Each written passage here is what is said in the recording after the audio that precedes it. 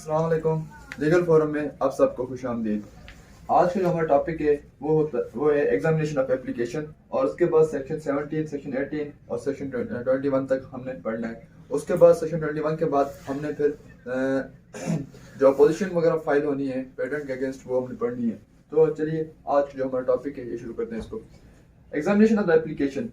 अब रजिस्ट्रार में जब एप्लीकेशन आती है तो सॉरी कंट्रोलर के पास, अब देखिए ट्रेडमार्क में रजिस्ट्रार होता है और पेटेंट ऑर्डिनेंस में कंट्रोलर होता है। अब जो कंट्रोलर के पास एप्लीकेशन आती है तो कंट्रोलर वो एप्लीकेशन रेफर करता है एग्जामिनर को। अब एग्जामिनर उसको एग्जामिन करता है कि भाई उसमें नॉवेल्टी है कि नहीं है उसमें। फिर वो 18 मंथ्स के अंदर अंदर रिपोर्ट देता है किसको, कंट्रोलर को। Examiner submits the reports within 18 months to the controller. अगर उसमें कोई शॉर्ट कमिंग्स एग्जामिनर नोट करता है उस एप्लीकेशन में, तो एप्लीकेंट को ये कहेगा कि भाई इसमें ये शॉर्ट कमिंग है, आपके पास इतना टाइम है, ठीक है, उसको एक अपॉर्चुनिटी देगा। अगर वो नहीं करता उस अपॉर्चुनिटी में, हो सकता है उसमें आप पढ़ेंगे सेक्शन को, उसमें वर्ड लिखा हुआ है और उसकी मर्जी है वो उसको एक दे या उससे ज्यादा उसको अपॉर्चुनिटीज दे कि भाई आप जाएं और अपने जो भी शॉर्ट कमिंग्स है उनको पूरा करें, जो भी आपके पर्टिकुलर्स मिसिंग है आप उसे पूरा करें, उनको सही तरीके से करें, जो भी आपके फिलहाल हैं उनको आप रिमूव करें, फिर एप्लीकेशन लेके आए। अगर वो उस टाइम में, अगर उसको 1 महीने का टाइम देता है, 2 महीने को टाइम देता है, अगर वो उसमें नहीं कर पाता तो वो आगे एप्लीकेशन प्रोसीड करने से मना कर सकता है, रिफ्यूज कर सकता है। अच्छा, अब सिर्फ मेयर इस चेकिंग पे, मेयर इस एग्जामिनेशन पे उसका कोई लायबिलिटी गवर्नमेंट के ऊपर या उस कंट्रोलर के ऊपर नहीं बनती, या मतलब सिर्फ एप्लीकेशन को फाइल करना आपके ऊपर आपका राइट क्रिएट नहीं करता, ठीक है। सो अब फिर हाँ, अगर आपके 18 मंथ्स गुजर गए, अगर आपका पेटेंट रजिस्टर नहीं हुआ, ये पेटेंट ऐसा रजिस्टर नहीं हुआ, तो आपका थोड़ा एक्सटेंशन मिल सकती है इन केस अगर आपका वो अपील पेंडिंग हो पेटेंट के हवाले से हाई कोर्ट में, तब आपको थोड़ी बहुत एक्सटेंशन मिल सकती है टाइम की। रेफरेंस टू अदर पेटेंट, अगर उसमें कुछ ऐसे क्लेम्स हैं जो अदर पेटेंट्स के मिलते जुलते हैं तो वो उसका रेफरेंस भी देगा, जो एप्लीकेंट है उसका रेफरेंस भी उसने लाजमी देना होता है, ठीक है। फिर होती है सब्स्टिट्यूशन ऑफ सब्स्टिट्यूशन। अब देखो एप्लीकेंट को आपने सब्स्टिट्यूट करना है। अब वो खुद बंदा कहता है कि भाई मैं इन्वेंटर हूँ, अगर मैं मतलब मेरी उम्र इतनी हो गई है, हो सकता है कि भैया उसको कोई बीमारी होती है, उसको डर होता है कि मैं इस दौरान मेरी डेथ हो जाएगी, तो वो अपने किसी लीगल हियर्स को वो क्या कहते हैं नाम दे देता है कि भाई मेरे अगर मैं ना हुआ तो मेरी मेरी जगह पे या रजिस्टर करवाएंगे, या ये तो होता है उसके अपने एक्ट से, या हो सकता है बाय ऑपरेशन ऑफ लॉ। अगर वो मतलब उसको पता ना हो, उसकी डेथ का पता नहीं होता, अगर पता उसको ना हो और वो फौत हो जाए, मतलब उसकी डेथ हो जाए, तो उसके लीगल रिप्रेजेंटेटिव आके उसको सब्स्टिट्यूट करके एप्लीकेशन फाइल कर सकते हैं। जैसे हमने पहले भी पढ़ा था कि एप्लीकेशन इसकी कौन कौन फाइल कर सकता है, तो वो बंदा जो जिसने इन्वेंट किया वो खुद भी कर सकता है, उसके जो लीगल हियर्स हैं वो भी कर सकते हैं, उसका कोई रिप्रेजेंटेटिव है तो वो भी कर सकते हैं। अब सेक्शन 19 है, appeal is pending in the high court, time for putting an application in order. अगर आपकी एप्लीकेशन पेंडिंग है, आपकी अपील पेंडिंग है हाई कोर्ट में, ठीक है, उसके हवाले से कोई भी अपील मतलब आप लेके जाते हैं पेटेंट के हवाले से, कोई भी फैसला जो भी होता है उसको अपील के लेके जाते हैं हाई कोर्ट में। अगर विद इन द 18 मंथ्स अगर आप लेके जाते हैं, आप उसके बाद लेके जाते हैं, तो आपको क्या कहते हैं, अगर वो अपील आपकी पेंडिंग पड़ी हुई हाई कोर्ट में, तो आपको टाइम मिल सकता है उसकी मतलब उसका टाइम एक्सटेंशन का, और वो उसकी एप्लीकेशन को ऑर्डर में ला सकते हैं। Power of controller to ask information and documents relating to foreign application. अब कोई बंदा है उसने फॉरेन में जाके अपना पेटेंट रजिस्टर करवाया है, तो उसके मुताबिक जो भी इंफॉर्मेशन है और जो भी क्या कहते हैं रिलेटिंग डॉक्यूमेंट्स हैं, तो उसके बारे में अगर कंट्रोलर चाहे तो उस बंदे से पूछ सकता है कि हाँ भाई अगर ये आपने बाय फॉरेन में एप्लीकेशन दायर की है, जब भी आप यहाँ पे कर रहे हैं, तो मुझे जो उधर आपने डॉक्यूमेंट्स दिए थे या उधर जो आपने इन्फॉर्मेशन दी थी वो मुझे बताएं। ये पावर होता है किसका, कंट्रोलर का। एप्लीकेशन एक्सेप्टेड एंड पब्लिश्ड, जब application with the complete specification को एक्सेप्ट हो जाती है, उसमें कोई फिला नहीं है, उसमें नॉवेल्टी है, उसमें 18 मंथ्स पूरे हो गए और वो एक्सेप्ट हो गई, ठीक है, उसमें कोई शॉर्ट कमिंग्स नहीं है और उसमें कोई रेफरेंस वगैरह सब कुछ जो भी चीजें थी वो सारी उसके बाद आ जाती है अपोजिशन। अब आपने अगर अपोजिशन फाइल करनी है तो आपने with in 4 months opposition file करनी है। जब पेटेंट एक्सेप्ट हो गया, उसकी एप्लीकेशन एक्सेप्ट हो गई और वो पब्लिश हो गया, तो आपने with in 4 months you can file the opposition. उसके बाद आप अपोजिशन फाइल नहीं कर सकते।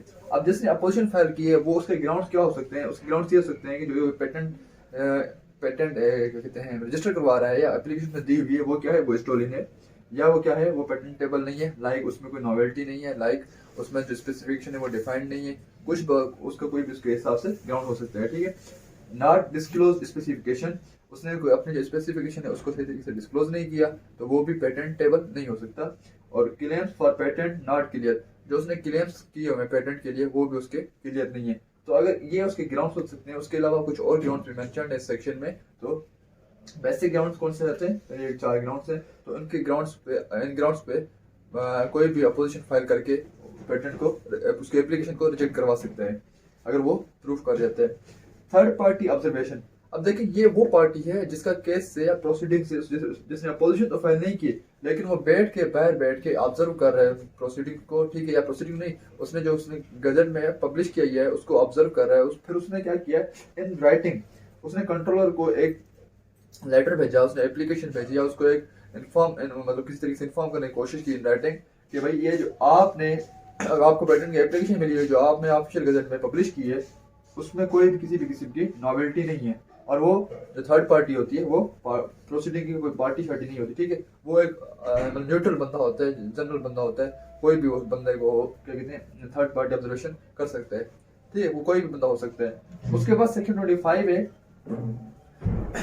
ये एक्सेप्शन है, ऐसा समझने की ये एक्सेप्शन है कि भाई अगर आपने कोई भी आपका पेटेंट है उसको अगर हम पब्लिश करेंगे, उसकी स्पेसिफिकेशन को पब्लिक करेंगे, जो डिफेंस है against the defence of Pakistan या सेफ्टी है पब्लिक की, उसको नुकसान हो सकता है या उसको किसी किस्म का कोई भी इन्फ्रिंज हो सकती है, तो उनको किसी भी किस्म का नुकसान उठाना पड़ सकता है, तो वो हमने पब्लिश वगैरह नहीं करनी, उसको हमने पेटेंट नहीं ग्रांट करना।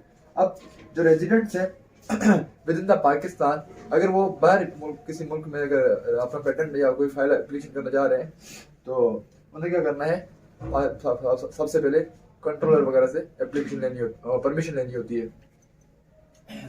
अब ये तो सारा का सारा किसके बारे में था कि अब पेटेंट के बारे में था, अपोजिशन हुई, अपोजिशन को सुना गया, अगर अपोजिशन जीत जाती है, अगर अपोजिशन अपना क्लेम प्रूफ कर लेती है, सॉरी अपना ग्राउंड प्रूफ कर लेती है, तो फिर वो तो जाहिर बात है एप्लीकेशन रिजेक्ट हो जाएगी। अगर वो प्रूफ नहीं करती तो फिर एप्लीकेशन को आगे फर्दर प्रोसेस के लिए भेज दिया जाता है। अब क्या होता है आगे, grant and ceiling of patent. अब उसको पेटेंट ग्रांट किया जाता है और उसको सील किया जाता है। सील करने के बाद उसके रजिस्टर में एंट्री वगैरह की जाती है।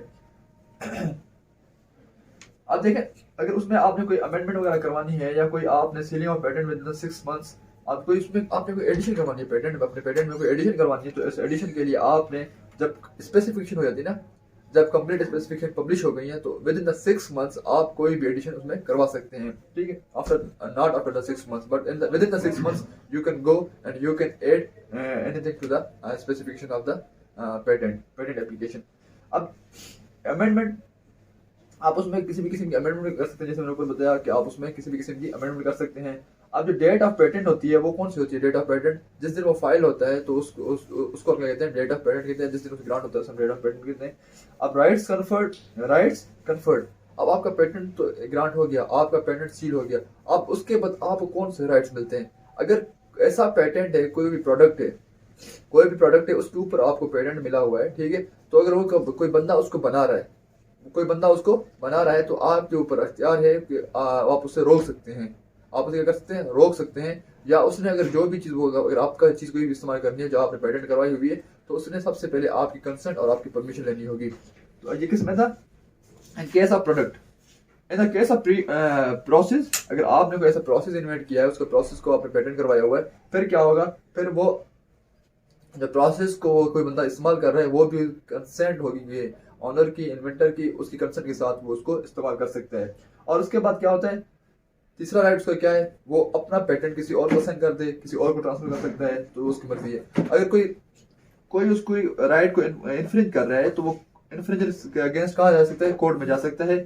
और ये क्या थे, राइट्स के बारे में था, ठीक है, ये किसके बारे में था, राइट्स के बारे में था। जो राइट्स किसको मिलते हैं, पेटेंट जिसका रजिस्टर हो जाता है उसको राइट्स मिलते हैं, ठीक है। उसके बाद सेक्शन 31 कहता है कि जो पेटेंट ग्रांट किया जाता है, जिस पेटेंट उसका जो टर्म होता है वो 20 ईयर्स होता है।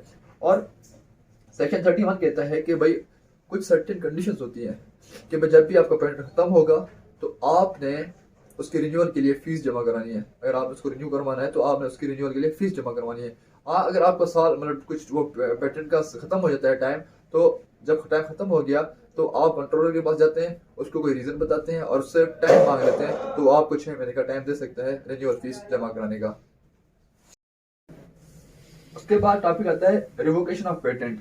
अब पेटेंट को आपने रिवोक कैसे करना है, उसके फिर 3-4 प्रोसेस हैं।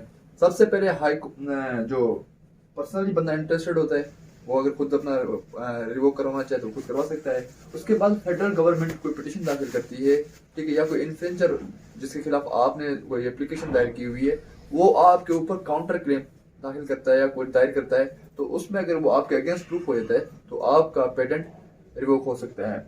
या कोई भी गवर्नमेंट देखती है, फेडरल गवर्नमेंट ने कोई भी आपके खिलाफ पिटीशन दाखिल कर दी है और वो उसमें सक्सेसफुल हो जाती है पिटीशन में, तो वो भी आपका पेटेंट को रिवोक करवा सकती है। उसके बाद आती है रिवोकेशन बाय कंट्रोलर। अब देखिए, कुछ ऐसे आपने बताया था अपोजिशन फाइल होनी है विद इन द 4 मंथ्स, ठीक है, जब वो पब्लिक हो रहा होता है, जब वो पब्लिश हो जाता है एक ऑफिशियल गैजेट में, उसके बाद 4 months with in the 4 months कोई अपोजिशन फाइल होना लाजिम है। अगर मतलब बहुत अगर है कोई अपोजिशन, तो अगर नहीं होती है, अगर किसी बंदे को नहीं पता चला उसका या कोई बंदा इंटरेस्टेड नहीं था अपोजिशन फाइल करने में, तो विद इन द 12 मंथ्स जब वो रजिस्टर हो गया, उसको पेटेंट मिल गया है, विद इन द 12 मंथ्स अगर कंट्रोलर देखता है कि भाई उस पर कोई ऐसा ग्राउंड है एक या ज्यादा जिसके ऊपर अपोजिशन दाखिल की जा सकती थी, तो उसको रिवोक किया जा सकता था, तो उस टाइम कंट्रोलर क्या करता है, उसको रिवोक कर सकता है उन ग्राउंड्स पे जिनके ऊपर अपोजिशन दाखिल की जा सकती थी। लेकिन अब पेटेंट तो रजिस्टर हो गए, अब कोई अपोजिशन फाइल नहीं कर सकता, तो कंट्रोलर खुद से वो पावर एक्सरसाइज कर सकता है। अब revocation by the federal government. अब फेडरल गवर्नमेंट देखती है कि कोई भी ऐसा पेटेंट दाखिल हो गया है, उसकी स्पेसिफिकेशन ऐसी है या उसका कोई मार्केट में उसका एप्लीकेशन ऐसी है कि जो मिस्चीवियस है टू द स्टेट और पब्लिक, तो उसको भी फेडरल गवर्नमेंट उसको रिवोक कर सकती है। या जब वो पेटेंट रजिस्टर करवा रहा था तो उसने बहुत सारी चीज़ों को कंसील किया या उसने कोई मिस रिप्रेजेंटेशन की, तो उसमें भी फेडरल गवर्नमेंट की अथॉरिटी है, फेडरल गवर्नमेंट के पास पावर है कि वो उसको रिवोक कर सकती है। उसके पास रिवोकेशन ऑफ सरेंडर पेटेंट। अब किसी बंदे ने अपना पेटेंट सरेंडर कर दिया है, तो उसका तो कंट्रोलर के पास अख्तियार है कि उसको रिवोक कर सकते हैं। अब जो नेक्स्ट चैप्टर है वो बताते हैं पावर ऑफ कंट्रोलर। अब देखिए, पावर ऑफ कंट्रोलर के पास समटाइम्स सिविल कोर्ट्स मतलब कुछ सिविल कोर्ट्स वाले पावर्स होते हैं। वो बुलाएगा डॉक्यूमेंट, वो जो प्रोसीडिंग्स अपोजिट फाइल की उनको बुलाएगा और दूसरी पार्टी को बुलाएगा, उनके ऊपर ओथ पर उनका बयान रिकॉर्ड करेगा और उसके बाद उनकी से डॉक्यूमेंट से वो रिक्वायर करेगा, उनसे एविडेंस भी ले सकता है। और जो क्लरिकल एरर्स हैं, जब मतलब किसमें अगर आपने 27 लिखना था आपने 28 लिख दिया, 37 लिख दिया, 17 लिख दिया, तो उसको ठीक करने के लिए भी उसके पास पावर है, कंट्रोलर के पास, वो उनको ठीक कर सकता है। उसके बाद आपने आके एविडेंस बाय एफिडेविट वगैरह के उसने मतलब एविडेंस आपने एफिडेविट के रेफरेंस से आपने जमा करवाना है, ठीक है। अगर कंट्रोलर ने खुद नहीं कहा एफिडेविट का तो फिर अलग बात है। अच्छा, ये पावर्स थे कंट्रोलर के, ठीक है। सेक्शन 50 से ऑनवर्ड इसके पावर बताए गए हैं। और जो सेक्शन अब आते हैं इन्फ्रिंज। जब आपका राइट इन्फ्रिंज होता है तो आपने सेक्शन 60 के तहत आप उस इन्फ्रिंजर के अगेंस्ट डिस्ट्रिक्ट कोर्ट में मतलब आईपी ट्राइब्यूनल में जा सकते हैं, वो जो आजकल डिस्ट्रिक्ट कोर्ट्स बनी हुई हैं। तो उसमें आपने रिलीफ क्या ग्रांट करना है, रिलीफ क्या क्लेम करना है, रिलीफ ये क्लेम करना है कि भाई उसको स्टॉपेज है हमारा राइट, जो हमारा पेटेंट है उसको इन्फ्रिंज करने से और उसको यूज करने से, और जो उसने प्रॉफिट कमाया है, जो डैमेजेस हुए हैं हमें, जो मेंटल स्ट्रेस हुआ है, तो उसका हमें क्या दिया जाए, कंपनसेशन वगैरह दी जाए और उसका हमें डैमेजेस और कंपनसेशन क्लेम की जा सकती है, ठीक है। और उसको फिर उससे रोका जा सकता है कि भाई आपने आज के बाद ये पेटेंट इस्तेमाल नहीं करना। उसके बाद फिर अगर आपके अगेंस्ट फैसला आता है, जब आप इन्फ्रिंज किसी के पास जाते किसी अगेंस्ट जाते हैं इन्फ्रिंज के लिए, तो आपके अगेंस्ट फैसला जाता है, जो दूसरा पार्टी है वो जाती है अपील में, तो अपील जाएगी हाई कोर्ट में विद इन द 3 मंथ्स। आपके पास 3 मंथ्स का टाइम होगा, आपने हाई कोर्ट में अपील करनी है, फिर उसका प्रोसीजर कैसे होगा वो सारा इसमें बताया गया है। So this was all about the patent ordinance. इसका पहला अभी हम लेक्चर दिया था जिसमें सेक्शन 14 तक हमने बताया है, तो आज हमने इसको दर्जा में खत्म किया है अपील के चैप्टर पर। तो अपील कैसे सुनी जाती है वो भी इसमें सब कुछ मेंशन है इस ऑर्डिनेंस में। This is very simple again, तो उसकी वर्डिंग बिल्कुल सिंपल है, कोई टर्मिनोलॉजी इतनी डिफिकल्ट नहीं है, कोई जो बेसिक लॉ की टर्मिनोलॉजी हो जो हमें समझ ना आए वो ऐसी कोई टर्मिनोलॉजी इस्तेमाल नहीं की गई, बिल्कुल सिंपल टर्मिनोलॉजी इस्तेमाल की गई है। तो ये सब किसके बारे में था। अब सबसे पहले आपने इस पेटेंट को पढ़ने से या कोई ट्रेडमार्क ऑर्डिनेंस पढ़ते हैं या पेटेंट ऑर्डिनेंस को पढ़ते हैं, तो सबसे पहले आपने जो वो ऑफिसर है उसका जैसे ट्रेडमार्क हमने पढ़ा था रजिस्ट्रार, और इसमें कौन है कंट्रोलर। अब उसके बारे में आपने थोड़ा बहुत पढ़ना है, मतलब उसके स्टार्ट में, मतलब आपने अगर ये इस ऑर्डिनेंसेस को याद करना है तो कैसे याद करना है, या आपने ऑर्डिनेंस का थोड़ा कॉन्सेप्ट लेना है तो कैसे लेना है। सबसे पहले आपने उस कंट्रोल ऑफिसर्स के बारे में थोड़ा बहुत जानना है, और फिर आपने ये चीज मालूम करनी है